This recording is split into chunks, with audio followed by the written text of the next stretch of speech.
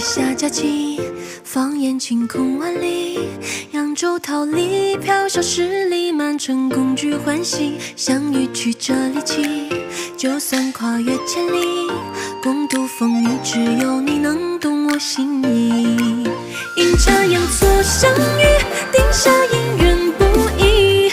人海中遇见对到你，无人能比拟。欢喜冤家相依，换来两人不离。或许都是那命中注定。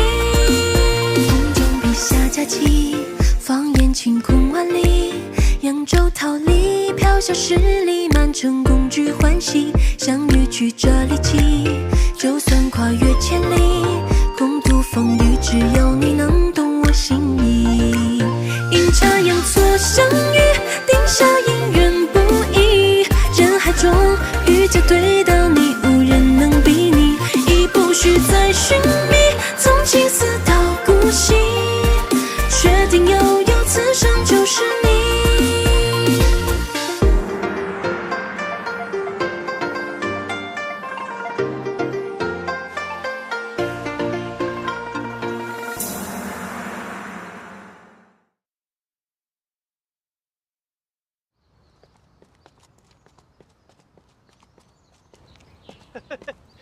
看好！三少爷，谁啊？是我，我给您送药来了。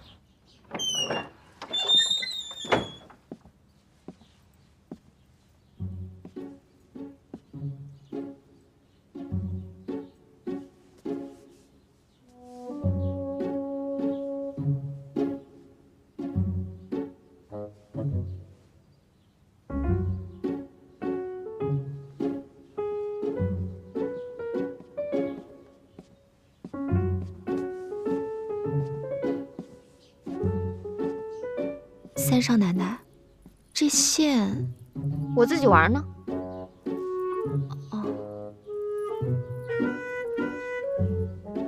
哎，小姐，你是奶奶屋子里的大丫鬟，又不是我屋里的人，怎么整天往我屋里跑啊？三少爷，药送来了。放那儿吧。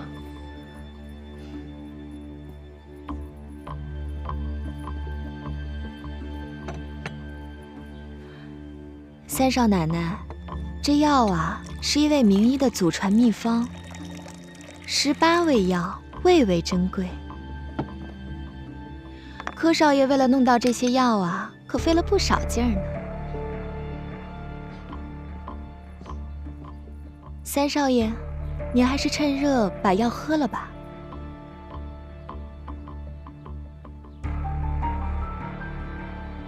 三少爷，这是要三少奶奶喂呀。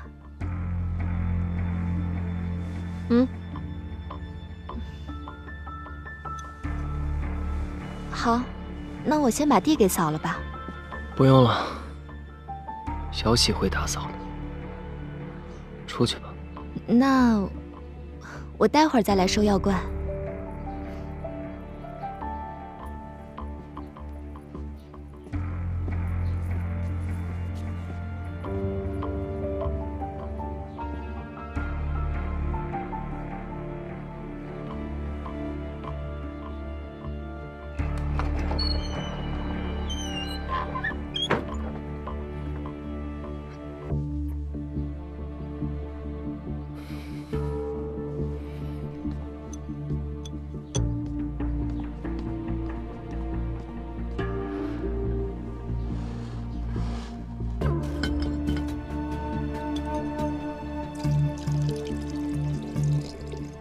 你这是为何啊？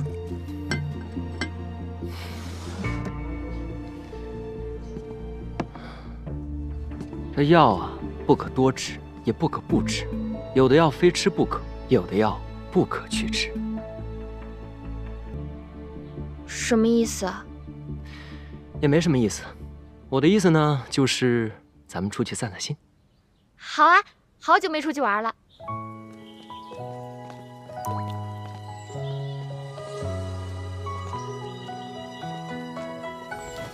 这儿呢。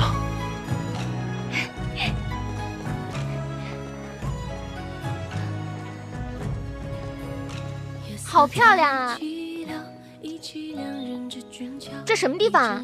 这是奶奶专门为我养病修建的花园，那个便是我为这花园题的字。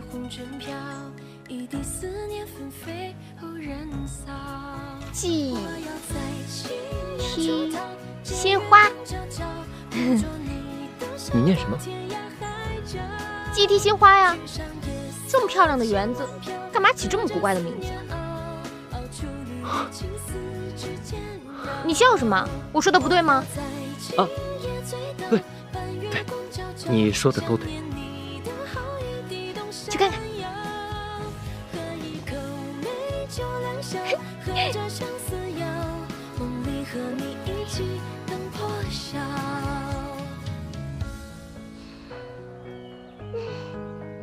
4个字念错了一半儿，知书达理的杜小姐竟然成了白字先生，奇怪。不过，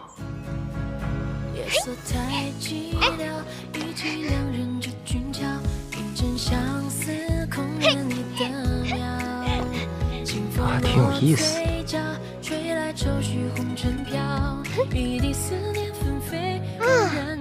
这亭子修的还不错。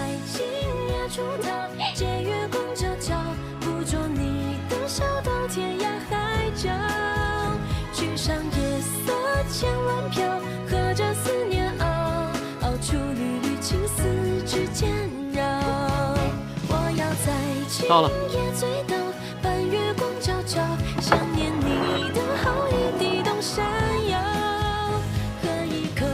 这儿就是我的书房。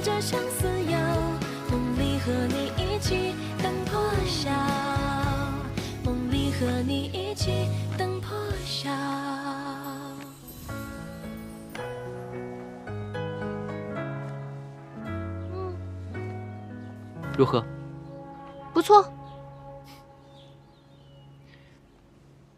对了，你看这4字怎么样？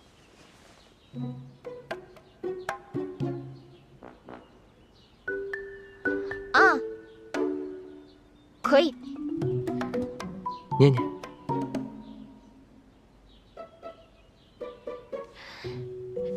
金爵乐。这第3个字，它念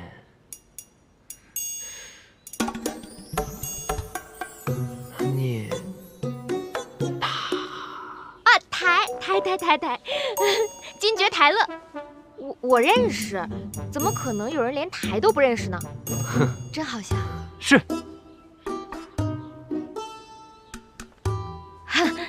你这个宅子这么漂亮，为什么建在这么偏远的地方？多可惜啊！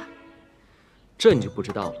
我在这儿呢，第一，可以看书写字；第二，这有一扇门，可以直接通到园子里观景。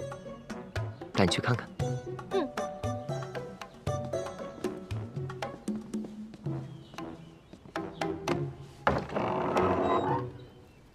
哇！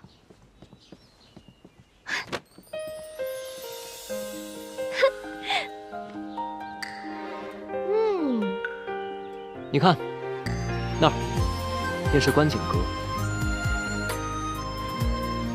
看见那个角了没？哼，真有意思，还有小鸟呢。还有这儿，便是我祈福的大门。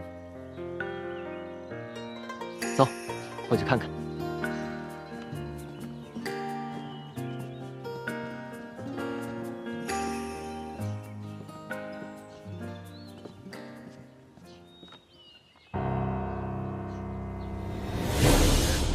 怎么了？这哪是风景，这叫煞风景。瞎说，此乃本楼一景，我特地将此楼修建在此。你这个人还真奇怪，喜欢看这些荒坟堆子。喜欢啊，我每观此景一次，便醒觉一次。面对此景，鄙人不敢有一刻松懈，所以，我才会在那边的牌匾上写上“金爵始乐”。不是台乐吗？哦，对，金爵台乐。对。你也过来歇会儿。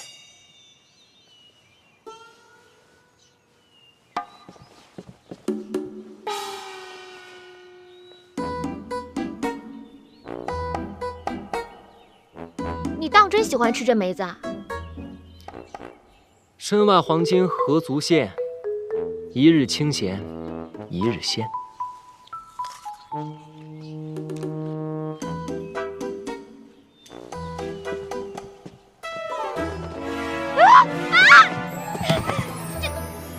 你有这干嘛呀？天机不可泄露。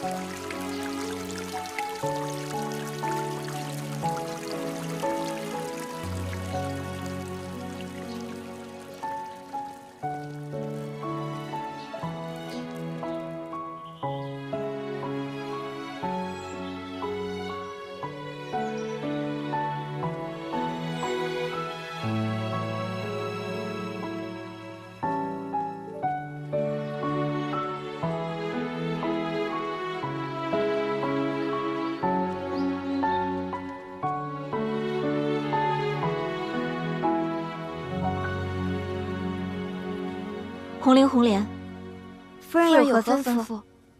今日花园赏景，你们不必处处相陪，让我随意一点，行吗？是夫人。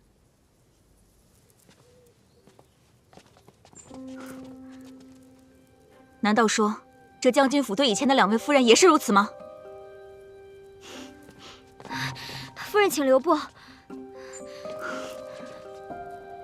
红菱，你也是将军府的下人，怎这样没规矩，竟时刻管着当家夫人？夫人，您这是要到哪儿去啊？这个屋子是干什么的？我想进去看看。夫人，天色不早了，咱们该回去吃晚饭了。为什么害怕我进去？你们若是不说，我自己进去便是。夫人，总管大人交代，不许我们带你到这儿来。我就进去看一眼，若是总管大人问起来，全部由我一人承担。夫人，夫人，夫人，夫人。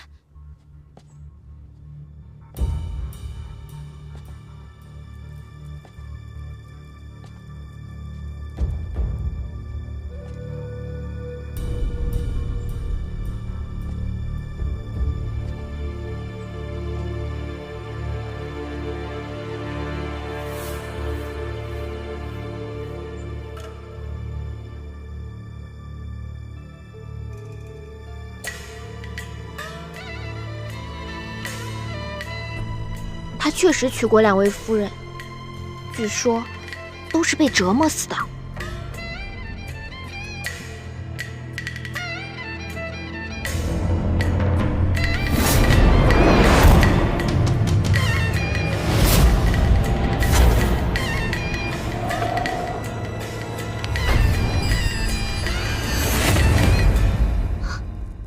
夫人，您不该出现在这里。李总管，我是怎么吩咐你们的？和他们无关，是我自己要硬闯进来的。夫人，您该回房歇息了。你，夫人请。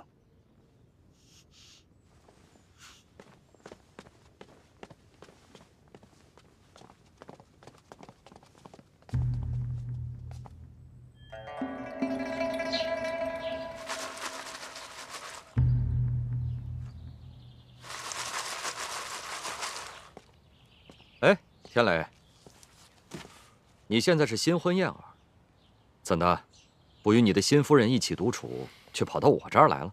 师傅，现在确实是云遮雾障，疑点重重。此话怎讲？徒儿早就听说，这扬州的杜冰雁小姐与我同岁，自幼饱读诗书，温婉娴静。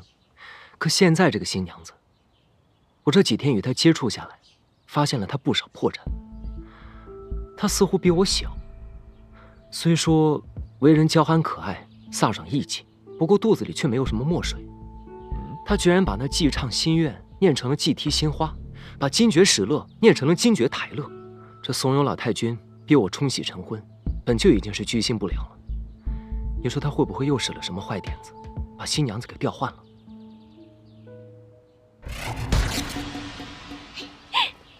哎呀，小喜，你快点儿！哎，小姐，你要端庄贤淑，你是大家闺秀杜冰雁呐，别露出马脚。知道了，我装样的功夫你还不知道吗？哎，小姐，哎呦，啰嗦！桑少奶奶，您来了，老太君在里面等着您呢，请。快，婆婆，特地在老太君边上给你留了位置，快坐。奶奶，哎，就等你了。今天呐，厨房备了谢宴，我们这些女眷啊，在这儿喝酒、对诗、拜拜月，好好的乐呵乐呵。天磊呢，身体不好，吃不了这些寒凉之物。世昭呢，商行的事又多，来不了，所以啊，这么多的螃蟹都归咱们用了。哦，对了，这螃蟹是从你家乡才买来的，正好让你回味回味家乡的味道。多谢奶奶。咱们冰雁啊，可是扬州第一才女，要论起螃蟹的趣闻轶事，还得靠你来给我们好好讲一讲。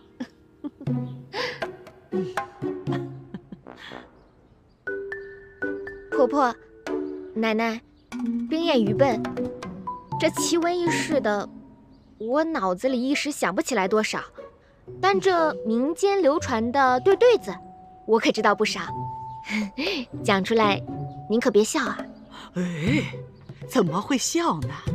都知道你是个大才女，从你嘴里说出来的，我都爱听。这圆瞪眼，口莫扬，煞是猖狂，皮有春秋，肚内黑黄，铁甲强熬，爪横芒，终不免包其折爪，拌葱姜。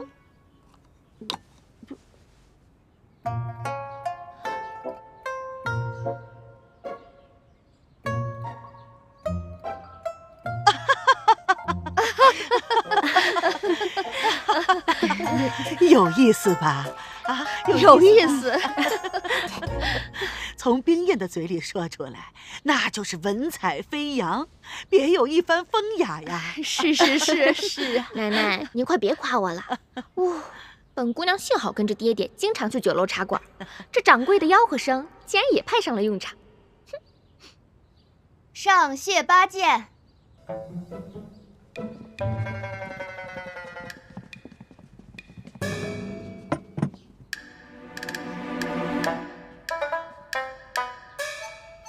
狼牙锤、青龙勺、日月镊、凤池剪、青铜墩、乾坤斧、梨花针、柳叶瓜，七七八八的都是什么呀？这群人是不是吃饱了撑的？这用嘴吃，它不香吗？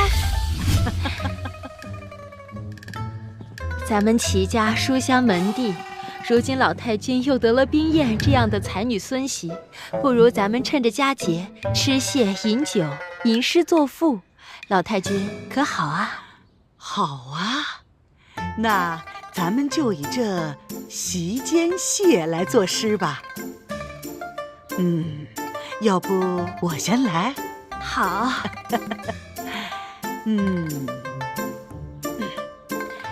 到手就是稻子熟了，稻熟金秋蟹正肥。双螯如戟，挺青泥。好诗，好诗。那接下来谁来呀？老太君啊，不如就让三少奶奶先来吧，一边向我们展示展示扬州大家闺秀吃蟹的风雅，一边吟吟诗，做做对。方小巧啊，你真是哪壶不开提哪壶。哎呦，冰燕姐姐，你可难死我了。腹有诗书气自华，咱们三少奶奶当仁不让啊。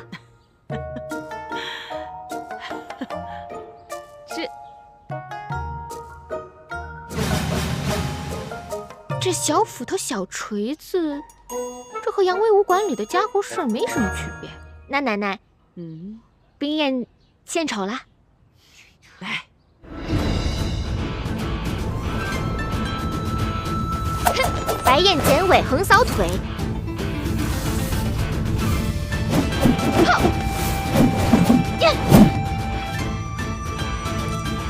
飞棍撞钟，挺胸扣。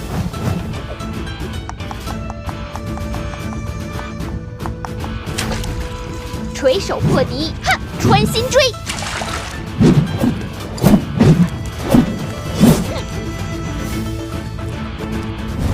舌剑唇枪，蟹纵横。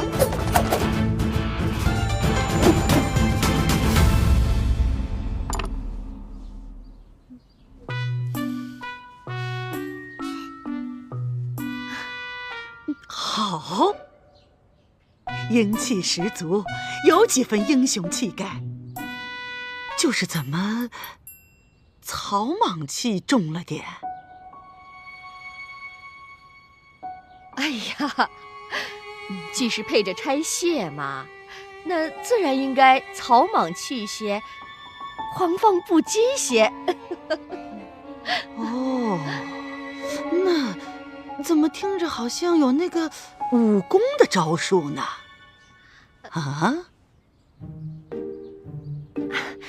老太君，我们家老爷总是教导小姐，说这女孩子呀，也该有心胸宽广，有大江大河的气度，不可以太闺阁胭脂气了些。所以啊，才让我们家小姐自小读了许多边塞诗，这文风嘛，自然就豪迈了些。对，奶奶，我可喜欢边塞诗了。想不到咱们三少奶奶还有些侠女气度。那是，巾帼不让须眉嘛。老太君，这屋外各类品相的菊花已经摆好，各位不如先移步屋外赏菊作画。好啊，那走，到门口去看看咱们家的菊花去。冰燕啊，老太君当年可是出了名的名书画匠，你也是扬州的大家闺秀，想必这琴棋书画应该也是样样精通的。今天啊，可得给我们好好的露一手。哎，你就画那朵白凤明珠吧。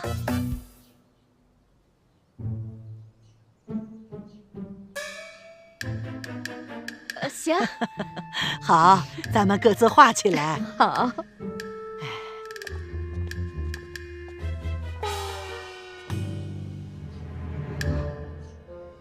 当闺阁小姐可太难了，小姐，你可得挺住啊！这鲤鱼打挺我挺得住，这咬文嚼字，哎，我尽力吧。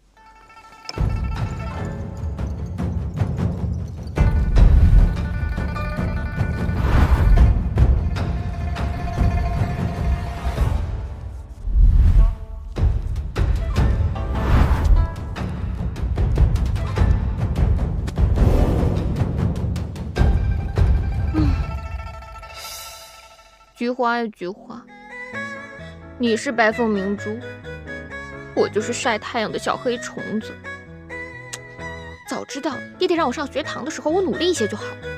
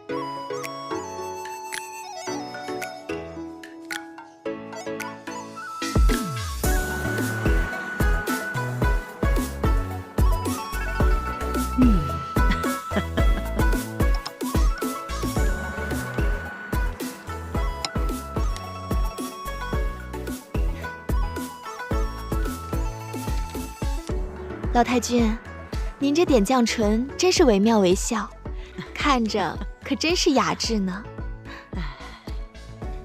三少奶奶也画完了。哦，那大家都来看看冰燕的画吧。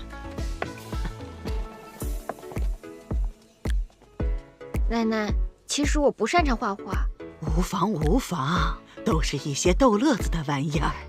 让为娘先品一品。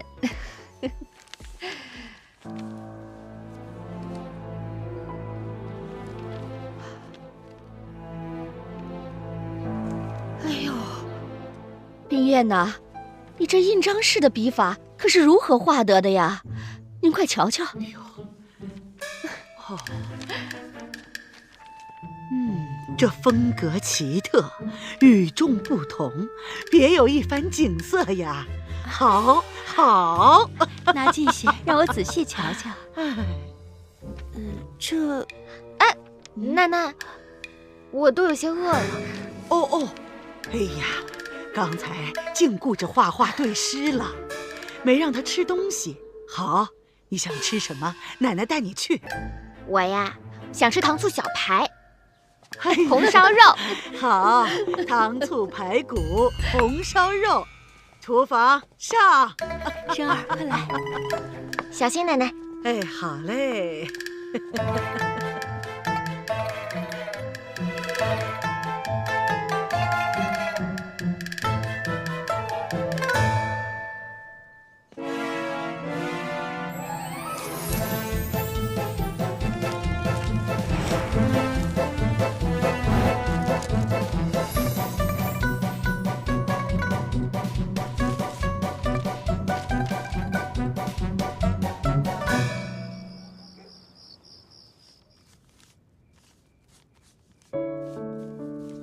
父母大人，膝下敬禀者，二老万万不会想到，女儿被错嫁到荆州袁将军府，犹如陷进牢笼之中。不孝儿，冰燕叩首。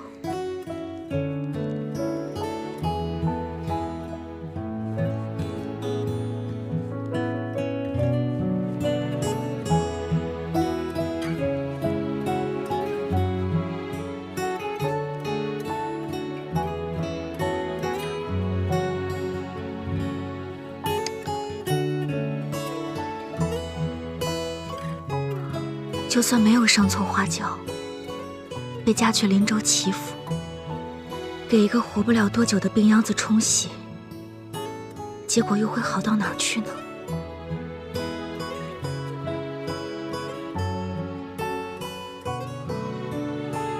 也不知玉狐妹妹那边怎样了，莫不是也和我一样，去了林州，也进了火坑？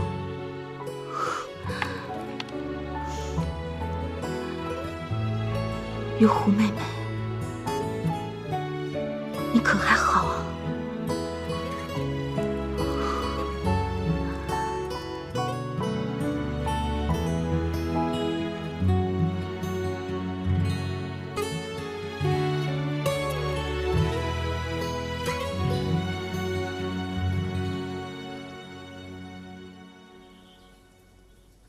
唉，真是太无聊了。再在这个府里待下去，我这满身的功夫就要白费了。唉，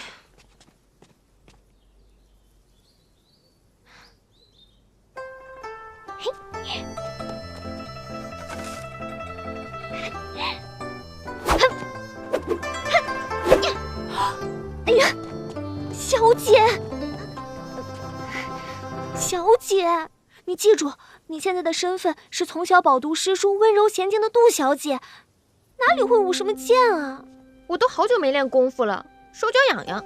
哎呀，手脚再痒也不行，这万一要是露出马脚了，可怎么办呀？真是太大意。哎呀，好了，我知道了，以后不练了，不练了，走。哎，你是小姐，我是丫鬟。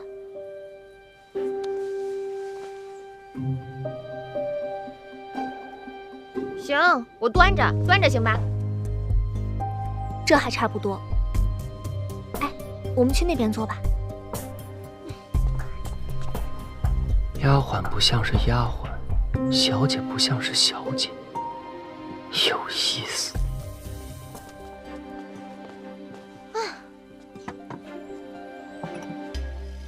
小姐，咱们从扬州来到林州这么久了，你觉得这祈福怎么样？怪。那齐三公子呢？也怪。那个哑巴小谁啊？猜猜看。是湘云吗？不是。爱珠？也不是。宝珠？更不是了。哎呀，我猜不出来了。燕生小姐。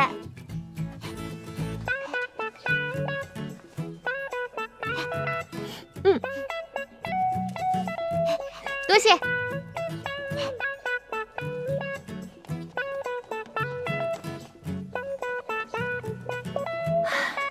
这燕生小姐是个好姑娘，只是可惜了，是个哑巴。小喜，我觉得这齐府上下怪得很。这当家的是老太君，府里唯一的小姐是个哑巴，但疯疯傻傻的，还蛮可爱的。府中唯一的公子呢，又是个病秧子。可是他这病吧也古怪，说发就发，说晕倒就晕倒。你看着他快死了吧，可一转眼人家又好了，说起话来嬉皮笑脸的，不知道说的真话假话。小姐，你可真是快言快语呢。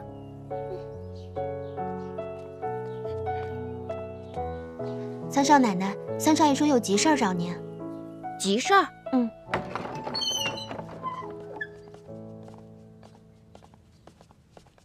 有什么急事儿啊？此事呢，说急也急，说不急也不急。少卖关子了，赶紧说吧。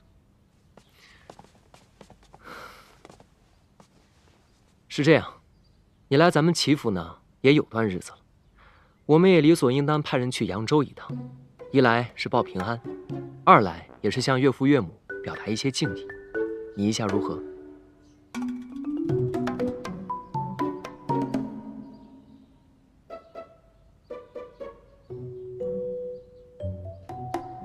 可以啊，你安排吧。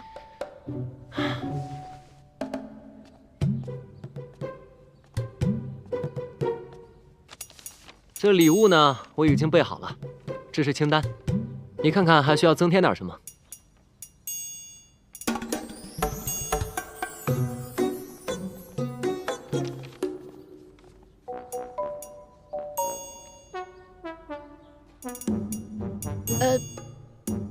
这些差不多就行了。好。哦，还有，这信我也写好了，不过我着实不知道岳父岳母姓甚名谁，名字是哪几个字，所以还要劳你这个当女儿的亲自写了。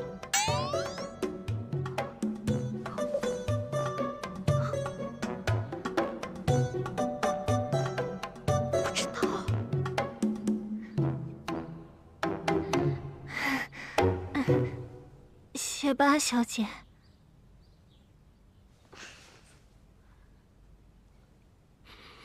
请吧。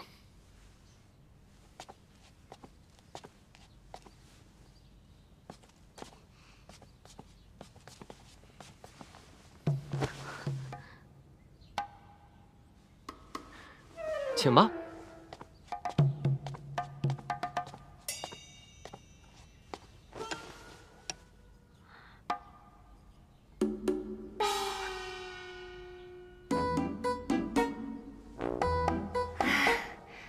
少爷啊，在扬州的时候，我们家小姐读书写字，从来不叫别人伺候她的呀。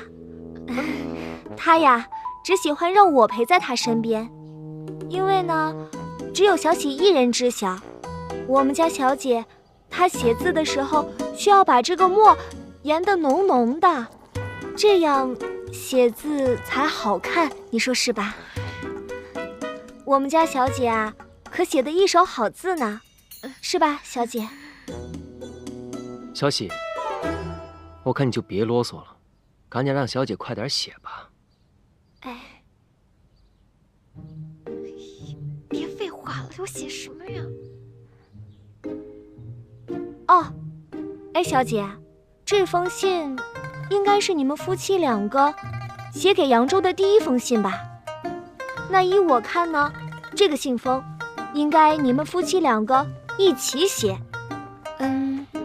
小姐，你呢就写老爷杜之祥，少爷你呢就写夫人王桂花。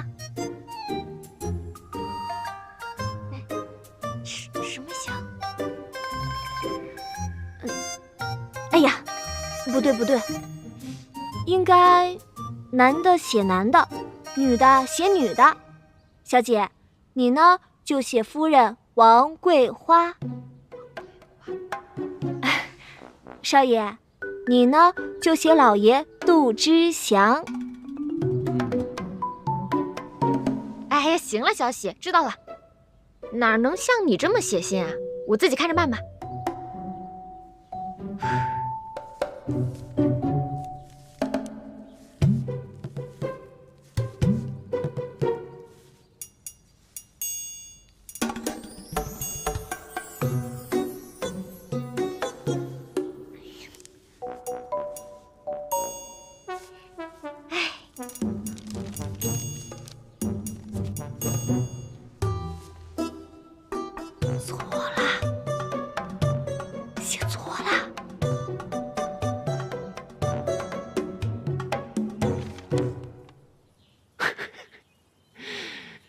杜之阳，这3个字写错2个。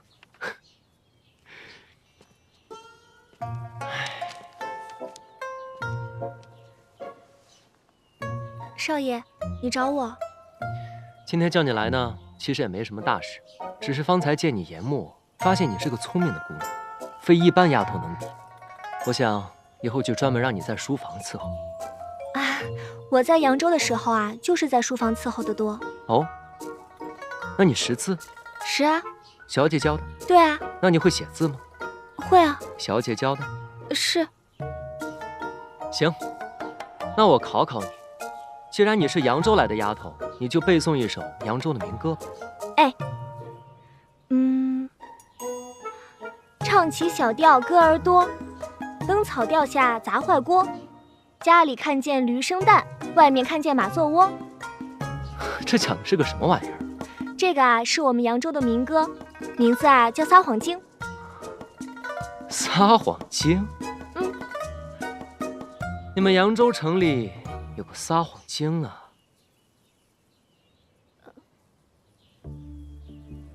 小喜，我看你就是那个撒谎精吧？我怎么是撒谎精呢？你当然就是撒谎精。你左一个小姐教的，右一个小姐教的，可你家小姐写的字东倒西歪，你倒是说说这是怎么回事？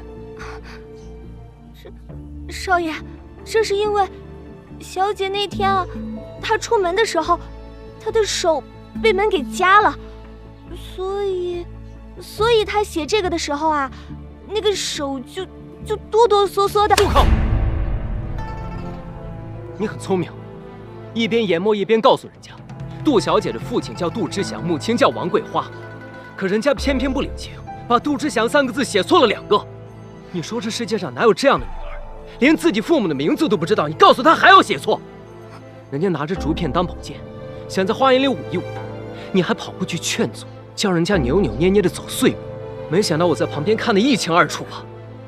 大个丫头，竟然敢冒充杜老爷的人混进齐府！少爷，我不是冒充的，我是杜家的。杜小姐她不是杜家的。哎呀，我是说李小姐她不是杜家的。赶紧说出实情。哎呀，事情是这样的。那天扬州城杜府和李家同时嫁女，不知为何2支送嫁队伍放了一起。更离奇的是，出了城门天就变脸，一场暴雨让2家的送嫁队伍不约而同地躲进了城郊的仙女庙。小姐，外面雨太大了，咱们在这避避雨啊！哎，小姐，快走，强盗来了！李小姐就是这样阴差阳错，错上花轿嫁到林州的。本来她是不肯来的，但是我们跟她说，她和冰燕小姐是同病相怜。李小姐是个豪爽脾气，见不得我家杜小姐遭罪，这才答应来这边做这个冒牌的三少奶奶，替我家小姐挡过一劫。少爷，李小姐是个侠义心肠的好人啊，我求你千万不要怪罪她。起来吧。是少爷。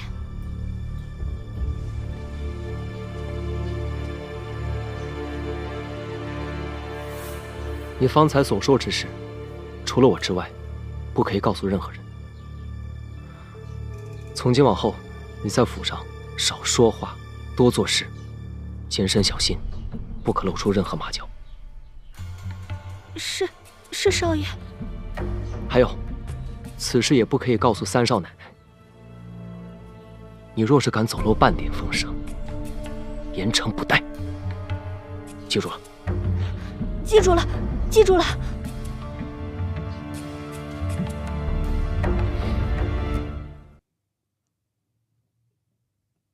这杜冰燕是假的，但这新娘子却是真的。她来咱们齐府，替杜冰燕受罪也是真的。徒儿也的确是动了些私心，只是不知道这真的杜冰燕到底是被错送去了荆州，还是被送回了扬州。十有八九是去了荆州。如果送去了扬州，杜家应该早就把人送回来，要求重办婚礼了。师父所言在理，也不知道这真的杜冰燕被错嫁到了将军府，又会弄出些什么故事来。要想知道荆州那边的情况，倒也并不难。我的外甥沙平威正是原部区部下的一名小将，他多次来书信，要我北上荆州，帮他一起救助受伤的伤员。我原已决定近日北上荆州，既如此，等我到了那里，便将杜小姐的情况一探究竟。那可真是太好了。师父，若你有什么情况的话，请立马告诉我呀。那是当然。只是天雷，你切莫忘记我平时对你嘱咐的话：不图财，不图名，不近色，不可乱了分寸。是，徒儿谨遵教诲。好，那我即日启程。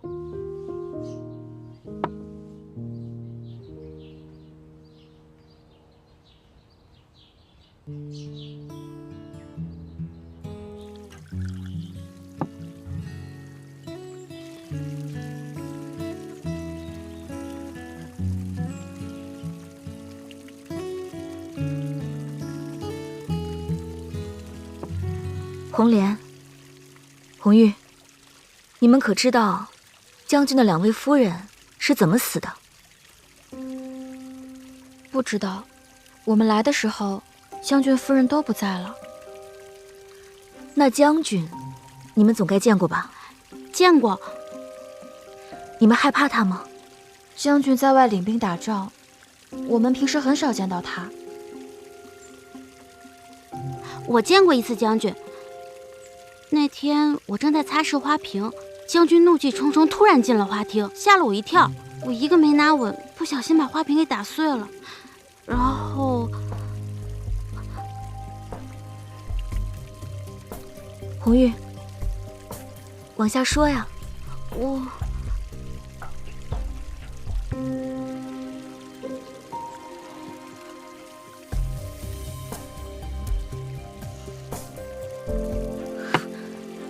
回房。是夫人。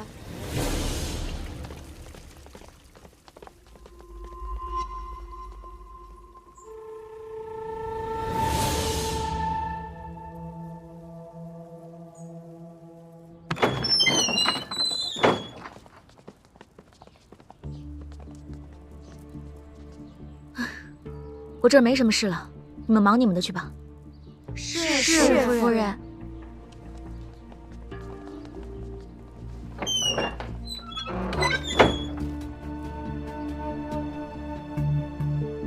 我得尽快见到袁将军，把错台花轿的事情告诉他，让他把我送回扬州。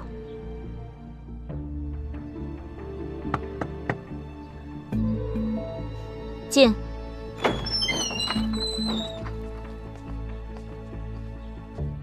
夫人，请用莲子羹。红玉，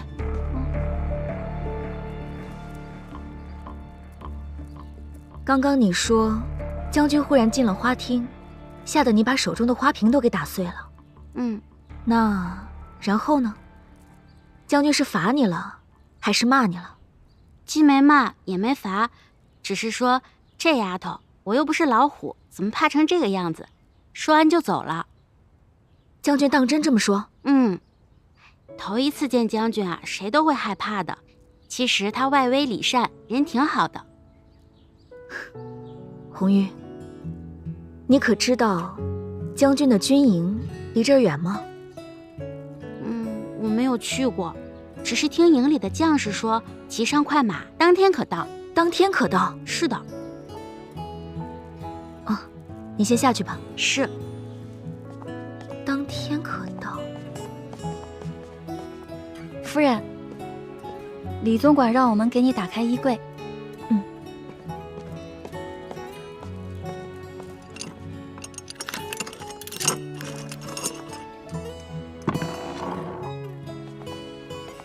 夫人，请看，管家说这些都是将军吩咐给您准备的，让您任意挑选。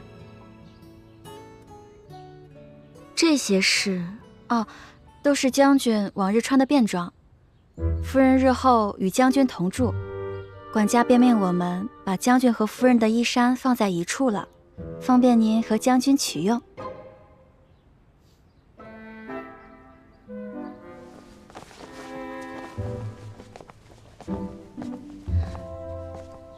红莲啊，帮我准备剪刀和针线，这件衣服的尺寸不对。夫人，您告诉我，我找师傅改。不用了，我自己来。是。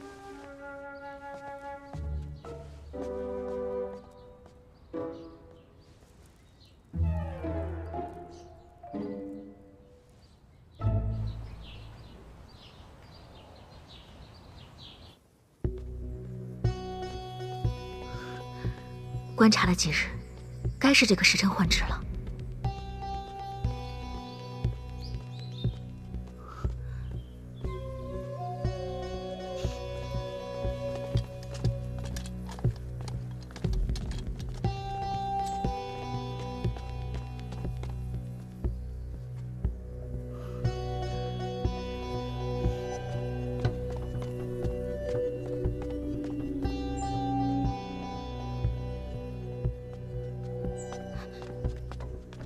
红莲，怎么了？这都大晌午了，夫人还是卧床不起，不知道是不是身子不适啊？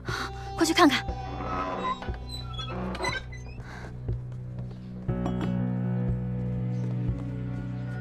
夫人，夫人，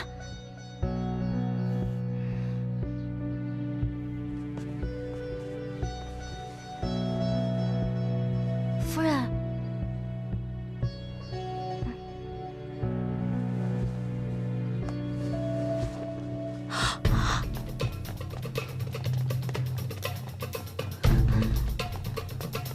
大总管，大总管，都带人巡过了，将军府上上下下都不见夫人的踪影啊！什么？房间、花园哪儿都找过了，可是夫人不见了。来人！大总管有何吩咐？骑快马，带上夫人的画像，往南边扬州方向，快追！是。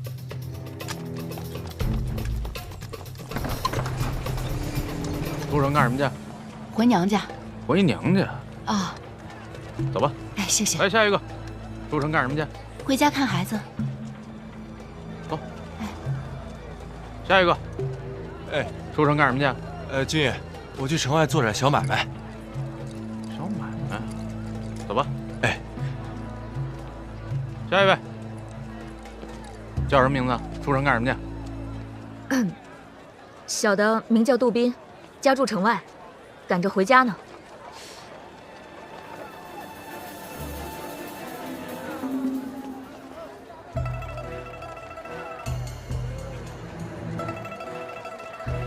哎，小娘子，笨兔子，看什么看？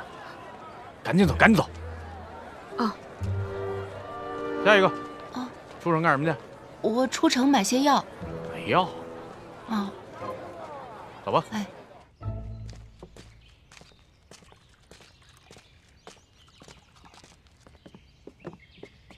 客官，您请坐。来，谢谢。哎，您请。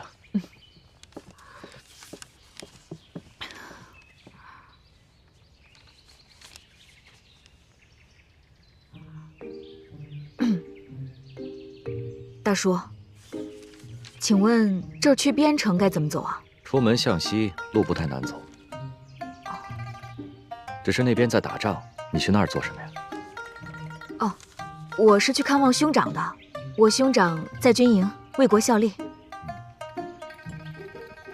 听你这口音，像是扬州一带的人吧？大叔真是好耳力，在下正是扬州人士。我看你年纪轻轻，长得又十分文弱，独自一人出门，路上可一定要多加小心呢。多谢大叔关照。啊，到了。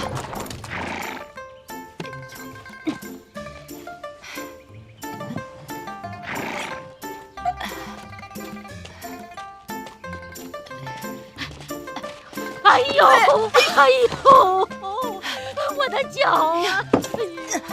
哎，老人家，我这可没碰到你啊！你在这讹谁呢你？这位娘子，不是我要讹你，是我的脚真的扭伤了。我家就在前面不远的2里地，你行行好，用马车送我一程好吗？不行不行，你得把话说明白了，不然让别人看见，以为我把你怎么着了呢？我这分明没碰到你嘛！你这脚扭伤可不关我的事啊！哎呦，我的脚啊！人老人家也不容易，你好言好语劝劝，给人送一程得了，别这么泼了。凭什么呀？啊？凭你倒霉呗，谁让人家倒在你前头了？能送就送呗。去，喝你的茶去，这有你什么事儿啊？有能耐你自己去送他，站着说话就腰疼。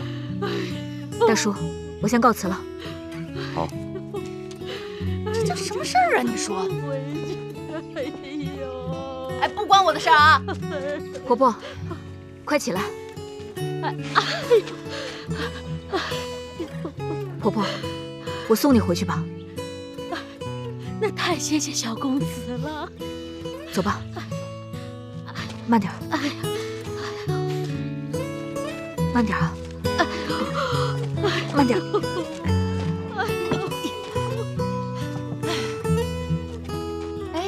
前面2里地那村子，我经常去收粮食。这老人家我怎么没见过呀？是啊，我好像也没见过。走，这像女孩的书生要出事。哎呀，慢点啊，婆婆。这一路上多亏了你了。没事。哎呦，这就是我家。小公子，快进去坐坐吧。不用了，婆婆，我还要赶路呢。你快进去吧。哎呀，你是我的救命恩人，哪有恩人到了家门口不进去的道理？真的不用了，婆婆。走吧。真的不用了，谢谢婆婆的好意，我就先走了。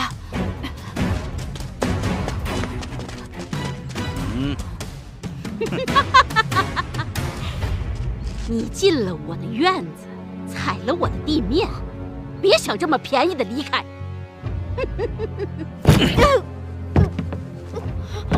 小公子，你这细皮嫩肉的，我看像个女孩呢。婆婆，婆婆放过我！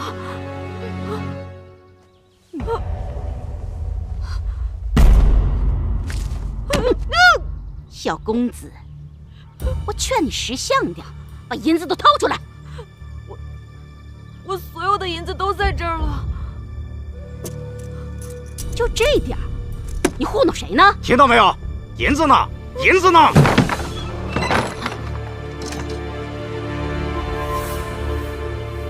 你干什么的？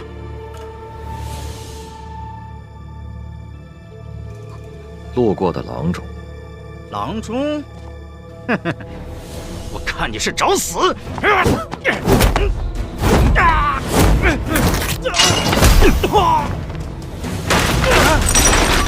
当家的！大侠，大侠饶命啊！大侠，大侠，放过他们吧。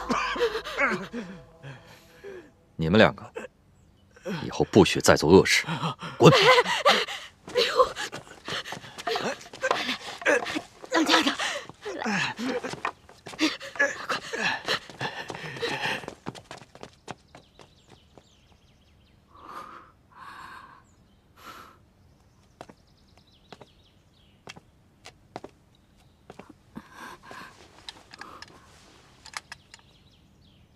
怎么，不认得我了？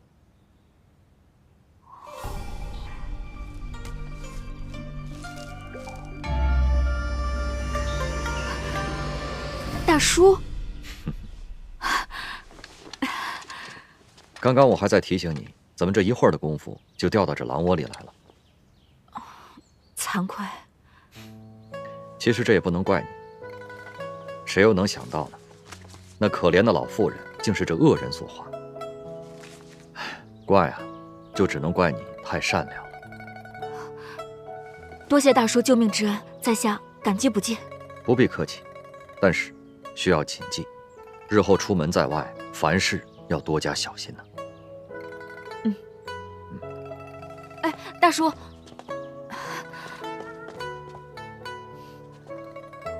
大叔，我这也不知道去边城还有多远，我一个人实在是有些害怕。公子不必担心，实不相瞒，我也是赶往边城的。真的？那大叔可否同意让在下与您一起同行呢？好。太好了。你去边城看望兄长，我去军营救死扶伤，我们两个结伴而行，路上还能有个照应。我有个大外甥啊，是袁将军部下的一名小将，他把我介绍给了袁大将军。我每年都会去往军营住上一阵子，路上呢又遇到了你，咱们两个也算是有缘分的。哎，不知公子尊姓大名？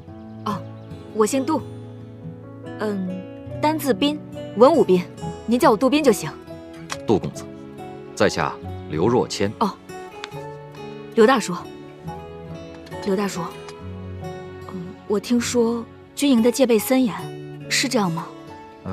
这倒是。即便是亲戚的话，也不能擅自闯入军营。啊，那岂不是，就算我到了那儿，我也进不去啊？这可怎么办啊？刘大叔，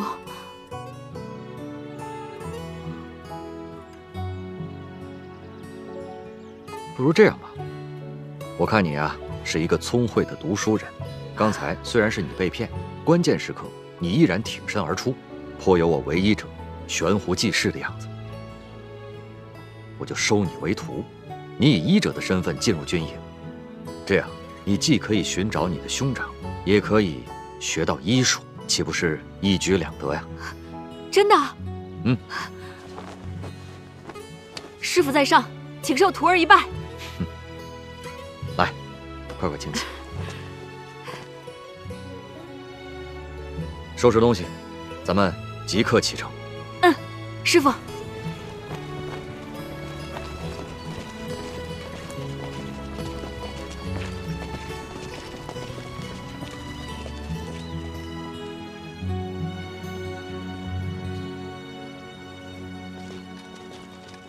有位进去，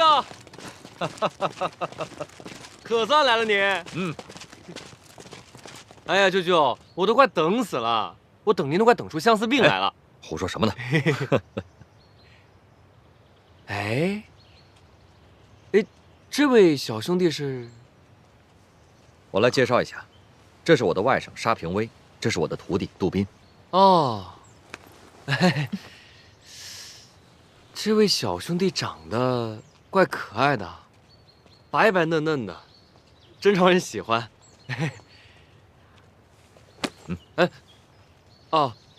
对了，舅舅，昨日一仗，我们杀敌300，但是我们自己也损失了30，军中的大夫人手又不足，袁大哥发脾气了，说再治不好这帮重伤员，就要了他们的脑袋。袁将军果然残暴。你说什么？哦，我说，将军果然厉害。那当然了。哎，舅舅，幸亏您来了，这帮重伤员算是有救了。走，我先带你们去看伤员。走。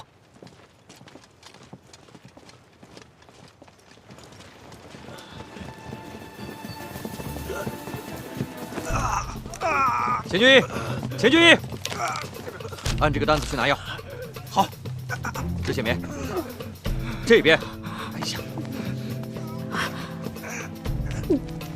缝布，缝布。师傅，哎呀，慢点儿，快去拿止血药。止血药，这边这儿呢。找一下。止血药。师傅。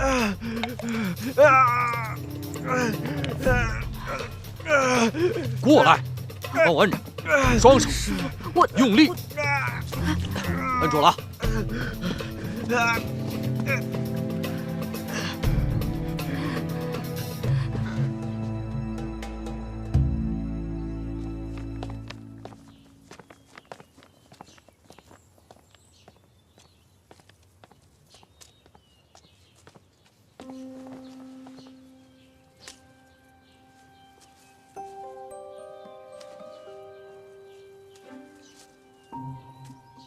弟妹，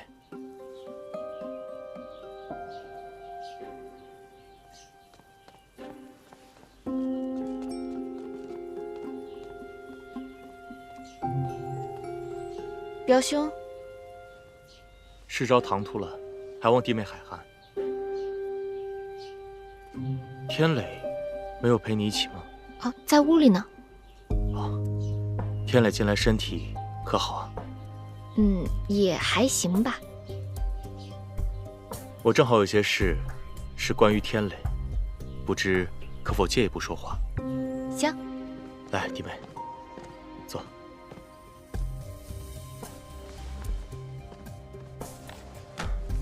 弟妹，我们天磊自幼身子羸弱，前几年更是大病缠身的。幸好有一个刘大夫，他虽然医术有些古怪，不过的确是有些本事。天磊吃了他的药，气色有些好转，不过日后还需要弟妹多多照应。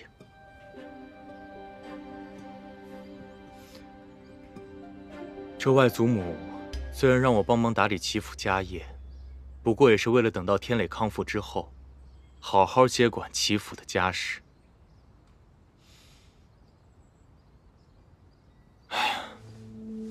我柯世昭乃是一介书生，如今这齐府的大事、小事、家事、伤事，也的确是让我力不从心啊。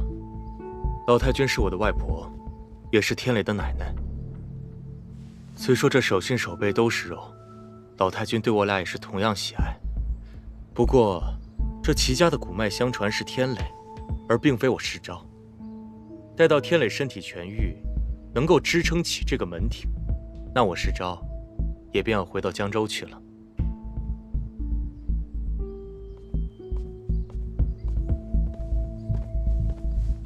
给柯少爷、三少奶奶请安，我来给三少爷送药了。他不在吗？哦，屋子里呢。以前呢，三少爷就喜欢一个人闷在屋子里，可如今三少奶奶您来了，这三少爷的脾气啊，肯定会慢慢改了的。巧巧，三少奶奶乃是有心之人，不需要你来唠叨，还不快给三少爷把药送过去？柯少爷，这您就不知道了。自从咱们三少奶奶嫁入齐府，小夫妻俩那叫一个伉俪情深。这药啊，都是咱们三少奶奶服侍三少爷喝下的。弟妹啊，天磊这身体还需要你多操点心，多费点神。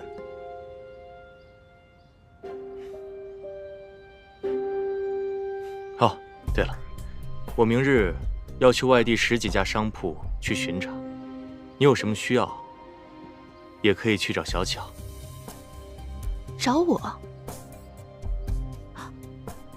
对，三少奶奶有什么需要，吩咐我就行。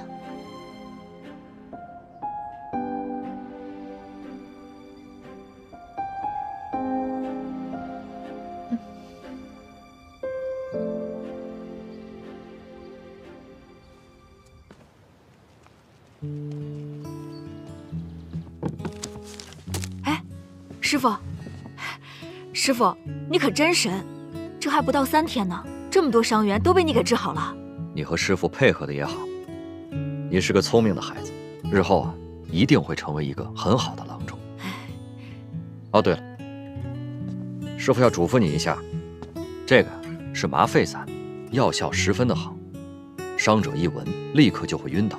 你啊，一定要把这个放到一个安全的地方。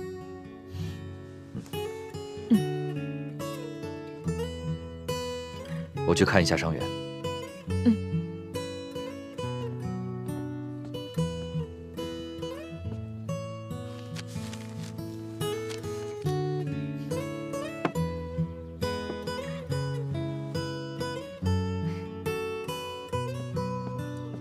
刘斌，这么认真，干嘛呢？我碾药呢。这么辛苦，犒劳你，吃个果子。吃啊！来，拿上，吃。我今天早上刚摘的。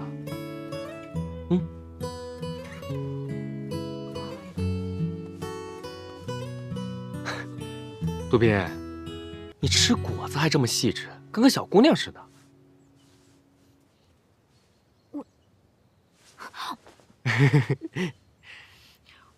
我去搜了各个兵营的花名册。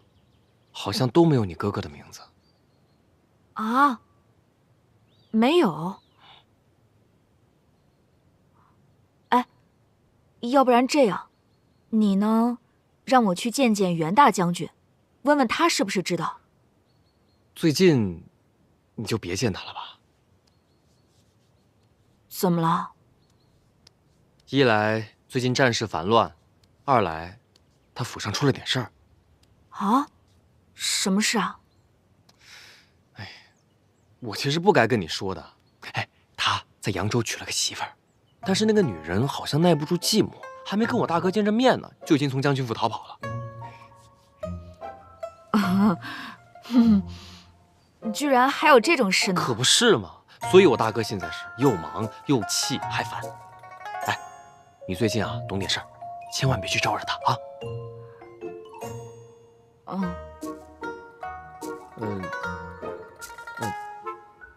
杜斌，你也别愁眉苦脸的。这样，等过了这段时间，我大哥不忙了，我帮你再问问他。咱们也可以先打听打听你哥哥的消息。如果实在是找不到，咱们2个义结金兰。我愿意当你哥哥。我在家里排行老4，上面有3个姐姐，下面有1个妹妹，我可太想要个弟弟了。沙小薇，你舅舅还等着我给他送药呢，我先走了啊。哎，不是，我这话还没说完呢。下次再说啊。不是。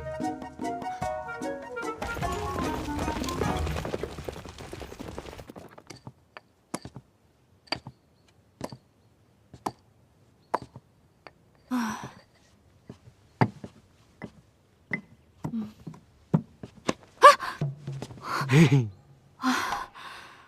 想什么呢？没想什么。瞎说。我这2天看你一直神色恍惚，闷闷不乐。说说吧，想什么呢？都跟你说了，没想什么。你又在想你哥哥的事儿啊？我都跟你说了，找到哥哥之前呢，我就是你哥哥。走，哥哥今天带你去个好地方。什么好地方？人间仙境。哎，我还有活没做完呢。着什么急呀？回来再做也来得及。我真没做完。等等。啊？我看看。我……哎，别动。你这个手怎么软乎乎的？怎么像个小姑娘似的？什么软乎乎的小姑娘？你别胡说！我去还不行吗？这还差不多。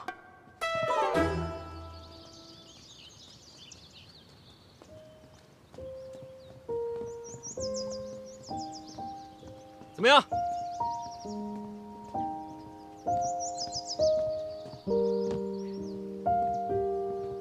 这个地方我一个人发现的，谁都不知道。是吗？这边境居然有这么美的地方，简直就是人间仙境嘛！没骗你吧？我一个人没事的时候就经常过来洗澡啊、滑水啊什么的。哎，渡边，啊，你会不会滑水啊？不会。不会？没事啊，我教你。喂，评委，你干什么呀？滑水当然要脱衣服了。哎呀，你别脱呀！不是你怕什么？都是大老爷们儿，又没有女人在看。我可不看。对面，我扎个猛子给你看看啊！我不看。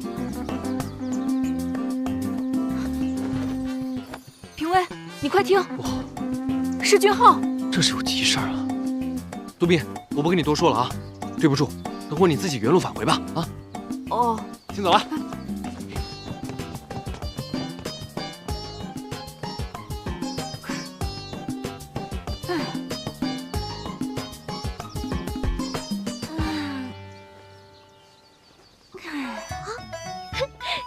这也太神奇了吧！这样一来，我不就成了千里眼了吗？这个呀叫西洋千里镜，能把远处的东西挪到你的眼皮子底下来。是福建的一位客商送给老太君的，老太君送给了我。太好玩了！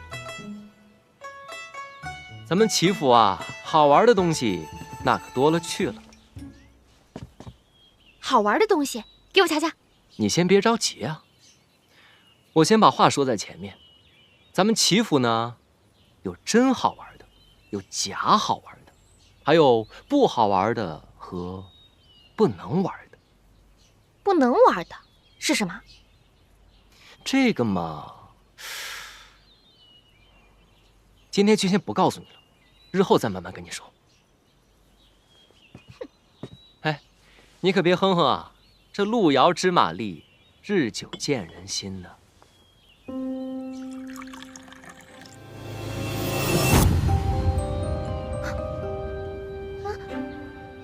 天雷，你快过来看看，怎么了？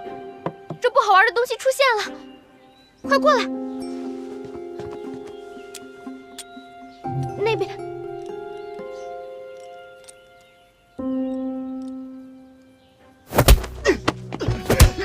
打，狠狠的打，打死他！打，往死里打！停，拉下！小兔崽子，我看你还往哪儿跑啊？你倒是跑啊！就你这样的，也要见老太君？啊！打死你！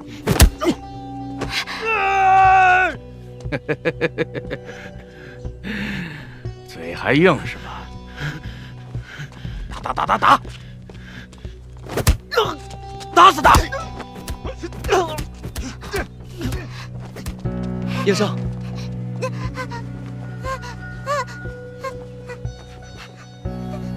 走，住手！谁呀？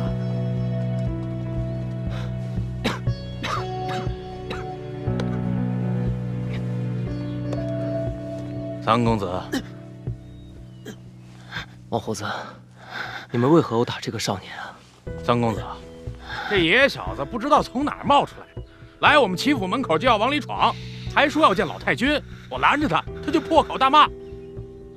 破口大骂？他都骂谁了？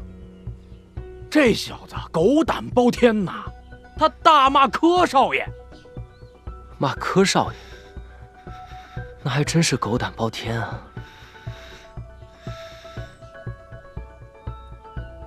他都骂了些什么？他骂柯少爷，他骂的什么我忘了。骂的什么呀？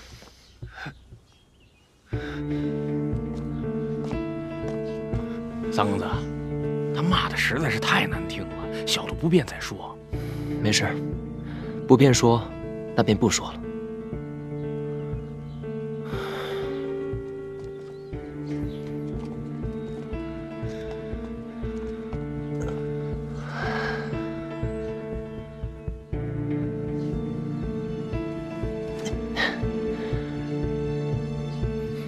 你为什么跟我们齐家过不去啊？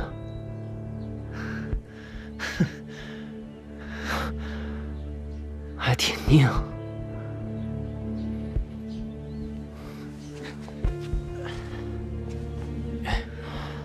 王胡子，哎，你把他交给我，让我来盘问吧。这怎么？我说了，你们怎么都不动啊？哎，三公子，您体弱多病，您就甭费这个心，劳这个神了。这件事就交给小人好了。走，走。等等，王胡子，你是觉得我做不了你的主？三公子啊，这府上的事儿一贯都是柯少爷打理的。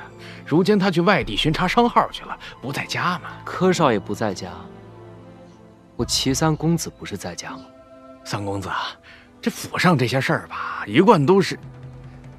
咱们还是等柯少爷回来吧，听听他怎么说。你这人，废话可真多。少奶奶，您初来乍到，不太了解府上的情况，我劝你还是别管此事的好。巧了，这事儿本少奶奶管定了。哎，少奶奶，听我的话，没错。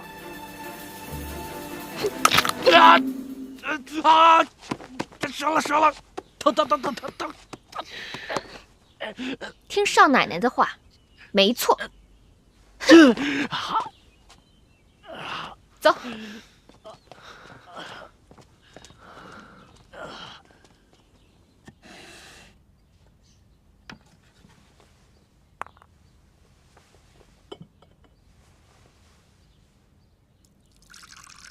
你这是什么东西啊？这是刘先生留下的太和丸，对于治疗跌打损伤有奇效。叶生，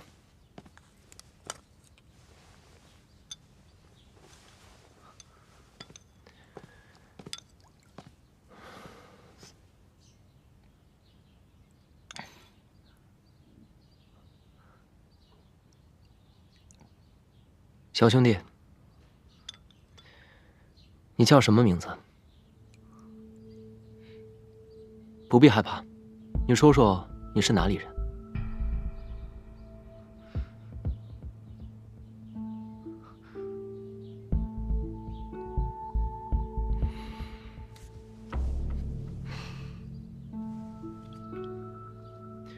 那你为何在大门口辱骂柯世昭呢？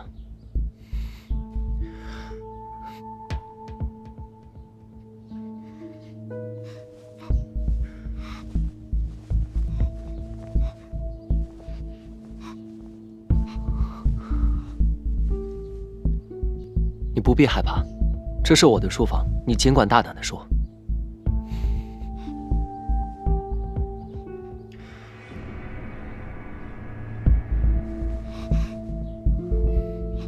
燕生，你不必比划了，他看不懂。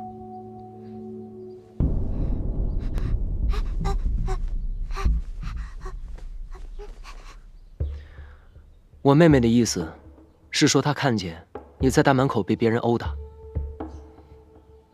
你既然是来找老太君的，就定有要事要禀报。王胡子不让你见他，我是齐三少爷，你告诉我也是一样的。若有隐情，我定会向他转告。其实，我有隐情。有人说，你们齐府的长侍是老太君，于是我便做苦主，只求老太君给我个公道。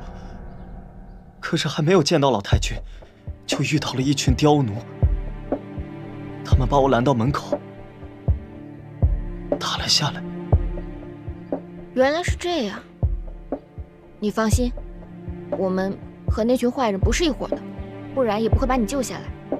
你要有什么冤情，大胆说。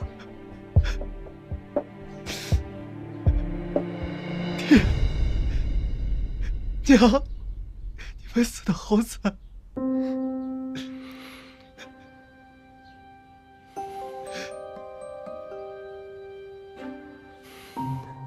小兄弟，不要着急，慢慢讲。我叫季敬堂，江州人，从小与爹娘经营着一家药馆。这是我和干娘住的地方，你们先稍等会儿。娘，娘，娘，你这是怎么搞的？你去齐府了？没事儿，娘。你怎么就这么不听话？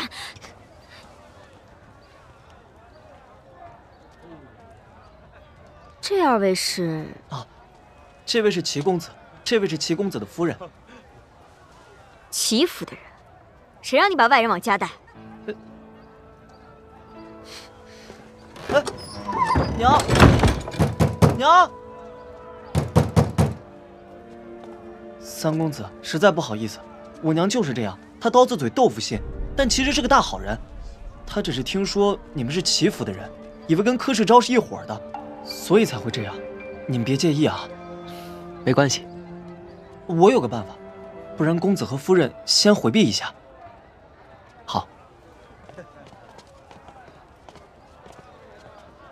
娘，你开门啊！我告诉你，齐家的人就不许进来。娘，齐公子跟柯世昭真的不是一伙的，要不是他们在，还是今天命就丢到那儿了。你再不开门，我可就走了。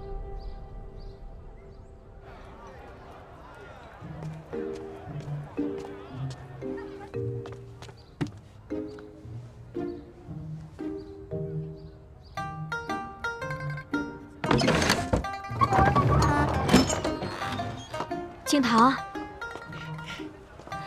娘，哎呀，你个臭小子，吓死我了！那二位先请进吧。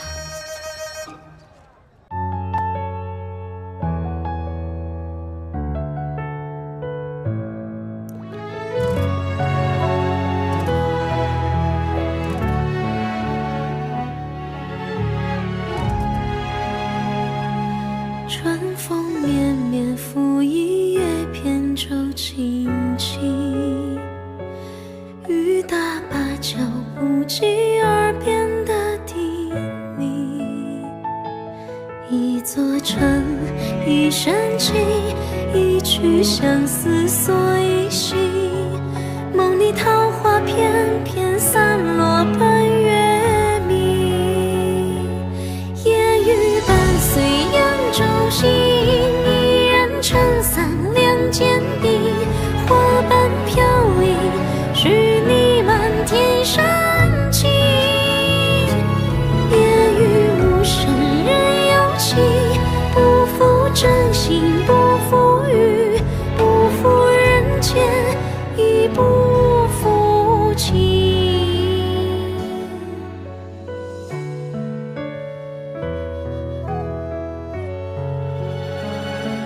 春风绵绵拂一叶扁舟轻轻，雨打芭蕉不及耳边的叮咛。一座城，一生情，一曲相思锁一心。